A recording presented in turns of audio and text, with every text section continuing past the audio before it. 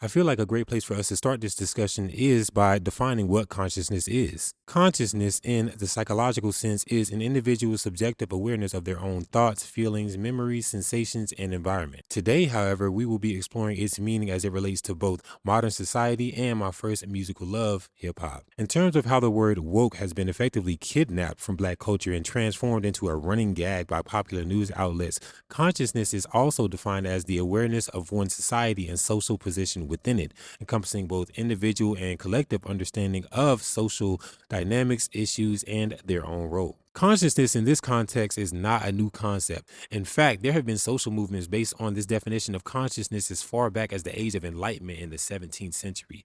Social movements of consciousness are vitally important because they fundamentally challenge existing power structures and social norms by advocating for psychological and intellectual liberation. This advocacy for consciousness is the very spark that inspires lasting social and political change. Oftentimes, the quality of a system of oppression is based on if its victims are able to realize how they contribute to its success with their beliefs and their behaviors. In capitalism, we are socially conditioned to consume media and products to keep us distracted from the fact that the ruling class is exploiting the poor and working class for everything they are physically, mentally, emotionally, and financially in order to ensure high profit margins for themselves and their companies. The other side of the system is making sure that this process is framed in a way so that a significant percentage of the poor and the working class see nothing wrong with this exploitation. And not only that, they are socially conditioned into believing that the only way to amass a similar amount of wealth is to exploit others in the way that they have been exploited themselves.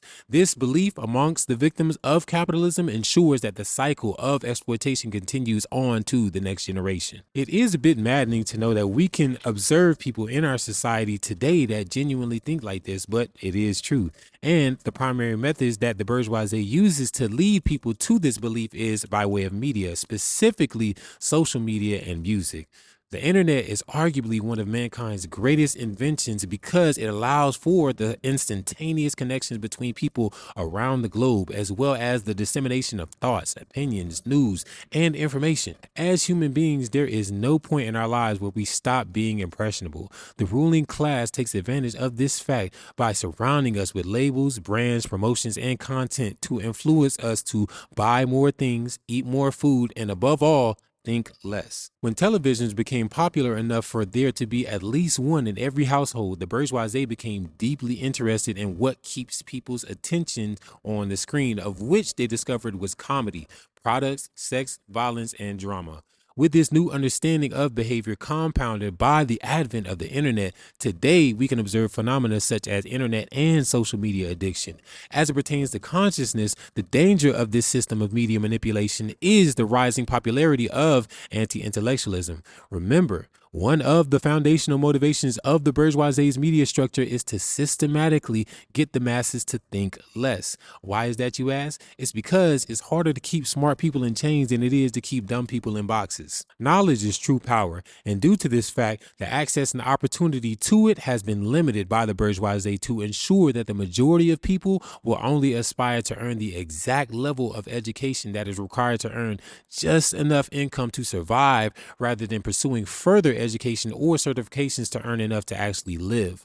When limiting the ability for disenfranchised people in marginalized communities to obtain an education became to be insufficient, the bourgeoisie began manipulating popular influences such as music. Specific to this conversation, hip hop. Hip hop was born out of a communal venture in the Bronx, New York, and it was done so to raise funds to afford clothes for the upcoming semester of school. After its birth, however, it grew into the voice of the disenfranchised communities, of which stories, poetry, thoughts, and cautionary tales were shared in an attempt to assist the youth build a better future.